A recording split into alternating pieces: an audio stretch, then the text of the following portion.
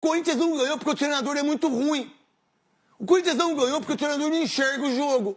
O Corinthians não ganhou porque ele coloca os jogadores que não devem ser colocados. Ele não tirou o Romero ontem, não tirou o Rodrigo Garro, que não estava jogando bem, o Thales Magno, não é verdade? Aí é uma função disso. Na hora que o Bruno Henrique é expulso, quem foi inteligente porque o resultado foi legal? O Felipe Luiz fez uma linha de 5, colocou os caras todos lá atrás, e aí colocou o Gerson na frente, o De Arrascaeta segura a bola, jogou de acordo com o regulamento. O Corinthians, nos últimos 5 jogos, teve uma vitória só, que foi contra o Atlético Paranaense.